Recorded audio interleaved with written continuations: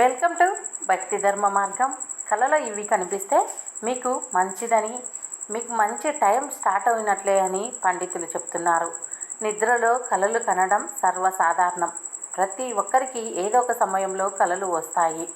అయితే మనకు ఆధీనంలో లేనివి, మనం అదుపు చేయలేనివి కళలు. మన జీవితాన్ని ఈ కళలు ఎంతో ప్రభావితం చేస్తాయని పండితులు చెప్తున్నారు. స్వప్నశాస్త్రంలో దీనికి సంబంధించిన ఎన్నో అంశాలు ఉన్నాయి. అయితే కళలలో కొన్ని నచ్చే అంశాలు ఉంటాయి, అయితే కొన్ని నచ్చని అంశాలు కూడా వస్తాయి.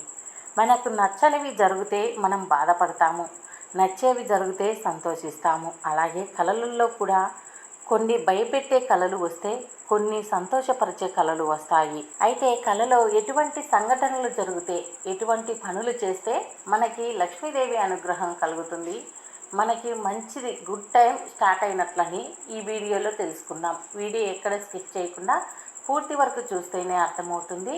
మేము చేసే వీడియోస్ మీకు నోటిఫికేషన్గా రావాలంటే సబ్స్క్రైబ్ చేసి పక్కనే ఉన్న bell button all option press చేయండి. నిద్రలో కళలు కనడం సర్వసాధారణం. ప్రతి ఒక్కరికి ఏదో ఒక సమయంలో కళలు వచ్చే అవకాశాలు ఉంటాయి.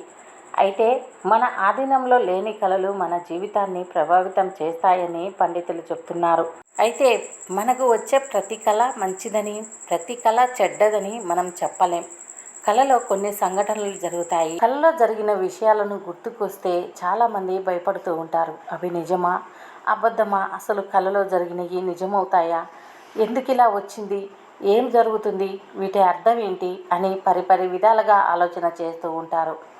అయితే ఇంతకీ మనకు వచ్చే కళలు ఏంటి, వాటి అర్థాలేంటో ఇప్పుడు తెలుసుకుందాం. కళలో మీ ముఖాన్ని అద్దంలో చూసుకున్నట్లు కనిపించిన మంచికి అర్థమని సంకేతం. కళలో దేవాలయాలు, విగ్రహాలు, భగవంతుని పూజించినట్లు కళలు వస్తే శుభసూచికమని నిపుణులు అంటున్నారు. త్వరలోనే మీ ఇంట్లో ఏదో శుభకార్యం జరగబోతుందని అర్థం చేసుకోవాలి. పెళ్లి కాని యువతులకు పురుషులు కనిపించి ముద్దు పెడుతున్నట్లు కనిపిస్తే మంచికి సంకేతంగా భావించాలి. ఇలా కనిపిస్తే మంచిదని పండితులు చెప్తున్నారు. రాత్రి పడుకున్న సమయంలో కలలో గర్భిణీలు కనిపిస్తే చాలా మంచిదని నిపుణులు అంటున్నారు. త్వరలోనే మీకు ఐశ్వర్యం వరించబోతుందని అర్థం చేసుకోవాలి. ఏదో ఒక రూపంలో సంపద రాబోతుందని అర్థం చేసుకోవాలి. మీకు లక్ష్మీదేవి వచ్చే ముందు ఇలా కలలో గర్భిణీ కనిపిస్తే చాలా మంచి జరుగుతుందని అర్థం చేసుకోవాలి. అయితే నక్షత్రాలు భూమికి రాలుతున్నట్లు కల వస్తే చాలా మంచిదని స్వప్నశాస్త్ర నిపుణులు అంటున్నారు. ఇది మీ భవిష్యత్తులో ఏదో అదృష్టం వరించబోతుందని అర్థం చేసుకోవాలని, అదృష్టం వచ్చే ముందు ఇలాంటి కళలు వస్తాయని స్వప్నశాస్త్రంలో చెబుతున్నారు.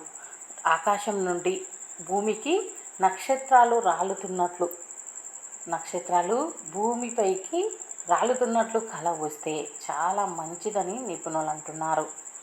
అయితే మీకు ప్రమాదం జరిగినట్లు లేదా మరో వ్యక్తికి ప్రమాదం జరిగినట్లు కళ వచ్చినా, ఆయుధంతో కొట్లాడుతున్నట్లు కళలో కనిపించినా మీకు ఆరోగ్య సమస్యలు వచ్చే అవకాశాలు ఉన్నాయని స్వప్నశాస్త్ర నిపుణులు చెప్తున్నారు.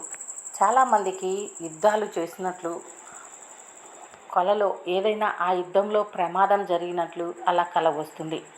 అలా వస్తే మంచిది కాదని, మీకు త్వరలో అనారోగ్య సమస్యలు వెంటాడుతాయని దీన్ని బట్టి మీరు అర్థం చేసుకోవాలి. అయితే కళలు చాలామంది నమ్ముతారు, చాలామంది నమ్మరు.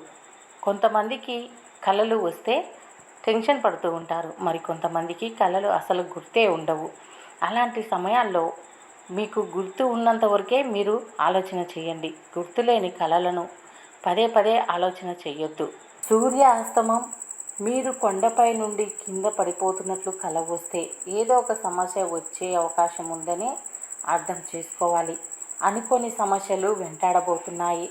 మీరు ఈ కళ కన్నా మీకు వస్తే మీరు జాగ్రత్త పడాల్సిన సమయం వచ్చిందని అర్థం చేసుకోవాలి. చాలామందికి సూర్యాస్తమం కలలో కనిపిస్తుంది, లేదా కొండపైకి ఎక్కినట్లు వచ్చిన అదృష్టం వరుస్తుందని ఇంతకుముందు వీడియోలో చెప్పుకున్నాము. ఇప్పుడు అదే కొండపై నుండి జారి కింద పడినట్లు, దొల్లుకుంటూ కింద పడినట్లు వచ్చినా మీకు ఏదో ఒక అనారోగ్య సమస్య లేదా ఏదో ఒక ఆపద వస్తుందని అర్థం చేసుకోవాలి. అనుకోని సమస్యలు, మీరు అనుకోని సమస్యలు మిమ్మల్ని వెంటాడుతాయి. మీరు ఈ కల వస్తే జాగ్రత్త పడాల్సిన సమయం వచ్చిందని అర్థం చేసుకోవాలి.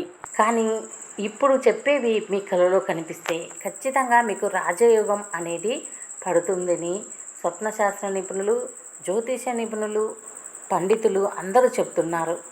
మీ కలలో తామర పువ్వు గనుక కనిపిస్తే ఖచ్చితంగా మీకు లక్ష్మీ కటాక్షం అనేది కలుగుతుంది.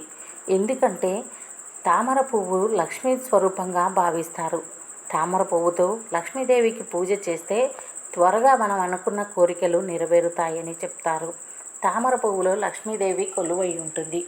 అటువంటి తామర పువ్వు మీకు కలలో కనిపిస్తే, లేదా మీరు తామర పువ్వును కొనుక్కున్నా, కోసినా, ఏ విధంగా అయినా సరే తామర పువ్వు కలలో కనిపిస్తే మీకు లక్ష్మీ కటాక్షం కలుగుతుంది, రాజయోగం పడుతుందనే చెప్పాలి.